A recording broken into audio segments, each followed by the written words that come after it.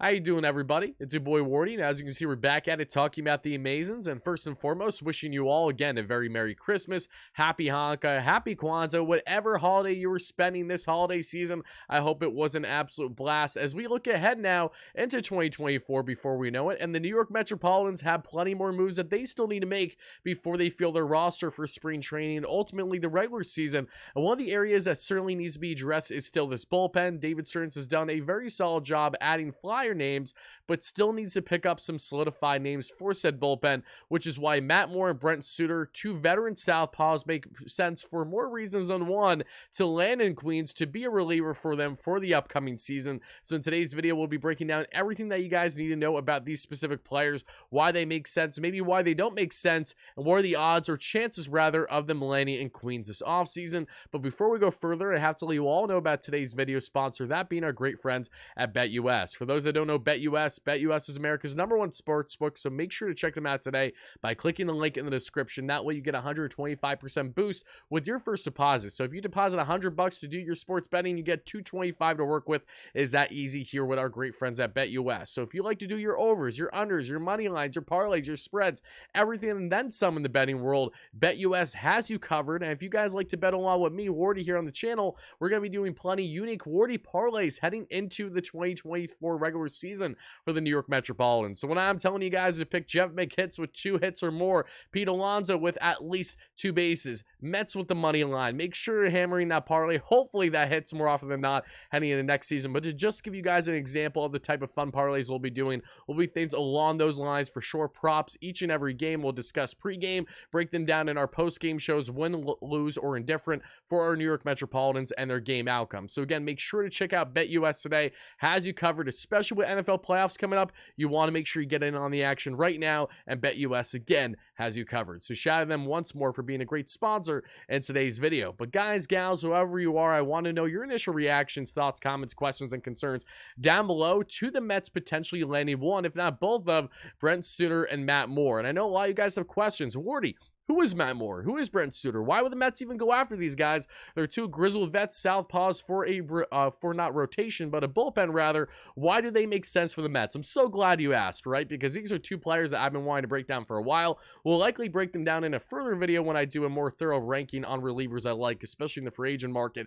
But when looking at Brent Suter and Matt Moore in particular, these are 2 guys that I personally have wanted on the Mets over the past calendar year, at minimum, if not a year and a half, 2 years now. Not Andrew Chafin type level of obsession I've had over these lefty relievers, but 2 guys that, again, for more reasons than one, make a lot of sense for this club. So without further ado, let's hop right in and talk about the first of 2 players today, and that is going to be Brent Suter. There are so many reasons as to why I personally like Brent Suter, but the question is, why should you like him as a fan? Well, one, he's coming off of a tremendous season in Colorado with the Rockies after spending a long portion of his career with the Milwaukee Brewers. Hence the connection already with David Stearns. This is without question a part of the reason why I have Brent Suter in today's discussion. He has a long-lasting relationship with David Stearns, and as I've said when it comes to the Tyrone Taylors, the Adrian Housers of the world, and there is one exec out there that probably knows Brent Suter better than anyone in the Brewers or Rockies organization, it is most certainly David Stearns. Suter has been utilized both as a starter and reliever throughout his career, and he eats innings. For more reasons than one, he makes a lot of sense for this New York Metropolitan team. Again, to have this kind of campaign with the Rockies, no less, tells me that you're talented, and regardless on where you're playing, you're going to have success. Suter, as you see from the stat line down below, just under 70 innings pitched this past season and 57 games, including 2 of those games started, a 3.38 ERA, a 3.18 expected ERA, a 4.41 SI ERA, 1.3 WHIP. We're looking at a career 3.49 ERA guy. You look at the pitch mix, you have the fastball, the sinker, the changeup, the slider. Very similar to Brooks Raley, who's already in this Mets bullpen, who's known for his brilliant stuff, is one of the best lefty relievers in baseball today. That's how good Brooks Raley was this past year, folks. Yes, do not be surprised by that notion. However, Raley was so effective without having life on his fastball.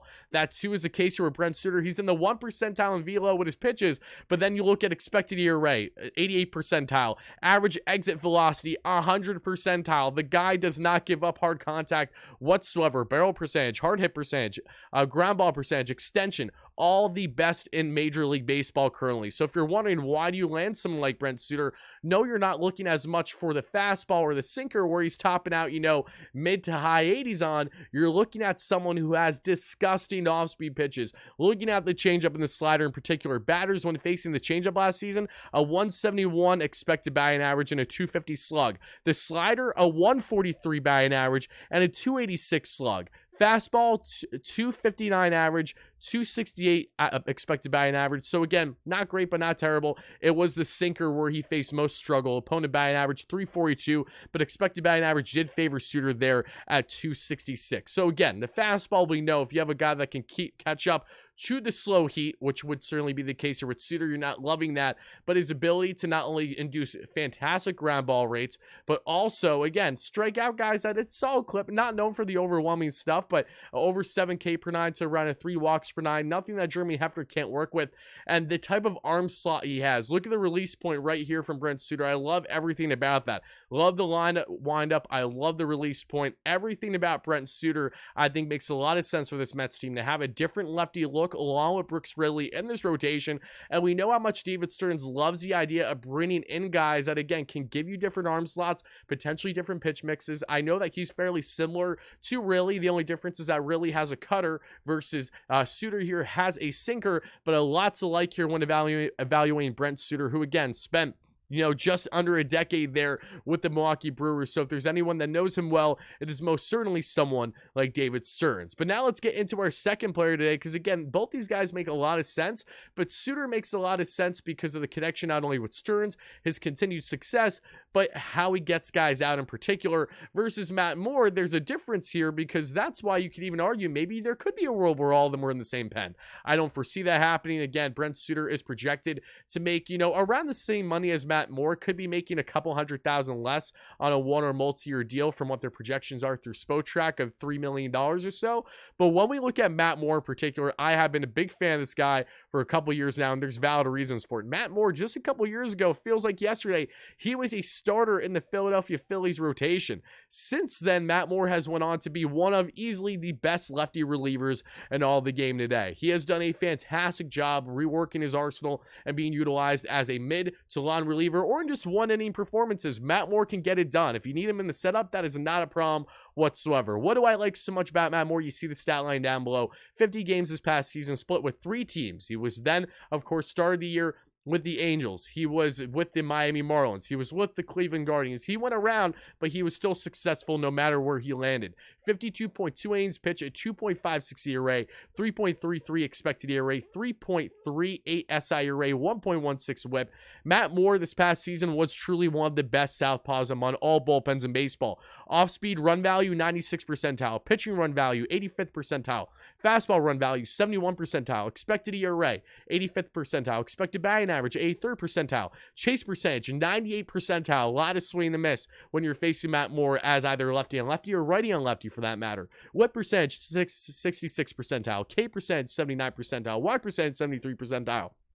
Need I say more here for Matt Moore, who has a fastball that sits around mid-90s? That is the difference between him and Suter and Raley. If you're looking for a guy who can provide life with his fastball coming from that lefty arm, that is where Matt Moore comes into play, and I'm sure that would be appealing for someone like David Stearns because you get more of the crafty off-speed guy in Raley versus having someone who, again, has more life on the velo, but has fantastic breaking pitches here, and Matt Moore. And when we look through Matt Moore and his repertoire here, again, you had the four-seam, the changeup, and the curveball. How did batters face these pitches last season? The four-seam fastball, 259 average, same thing with the expected numbers. The curveball, 323 average, but a 256 expected batting average. So the curveball, again, could use maybe less of a contact rate there, but it's the changeup, which is his second best pitch when utilizing his arsenal. The amount of times he throws it, rather, but is the most effective to this point. We're looking at a 163 batting average, a 154 expected batting average for opposing hitters this past season. Had most of his strikeouts there. 32 out of his 60 strikeouts this past season came from that changeup.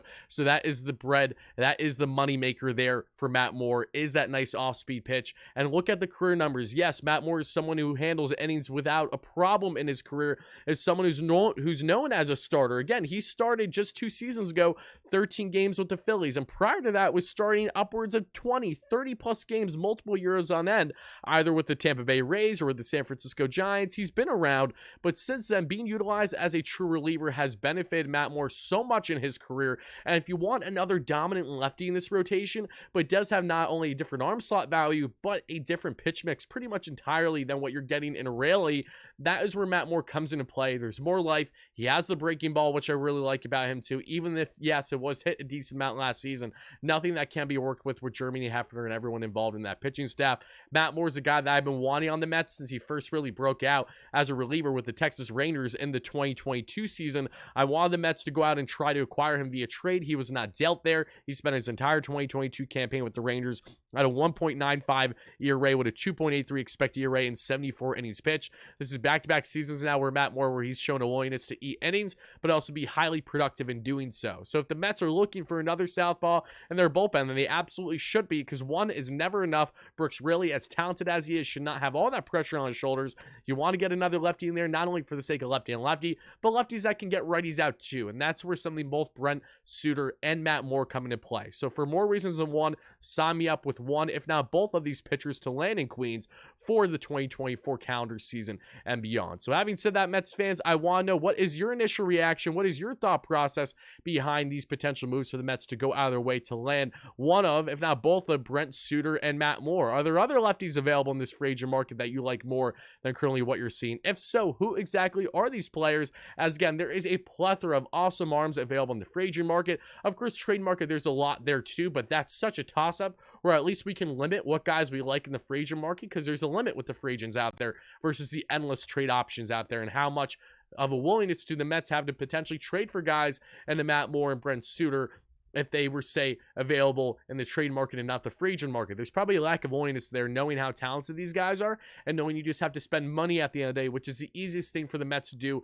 for short-term options in the case of Brent Suter and Matt Moore. Final thing I'll say about these guys, what really stands out to me and why I think that they make sense for more reasons than one, aside from the lefty-lefty aspect, aside from Brent Suter and his long-time connection here with David Stearns, these are guys that fit the David Stearns bill with having unique arm slots, different pitch mixes, and just trying to get as creative as possible, knowing both these guys can eat a lot of innings for you. They are not limited to say, hey, I can only pitch tops 50 innings this season. No, you can get 70, you can get 75 out of.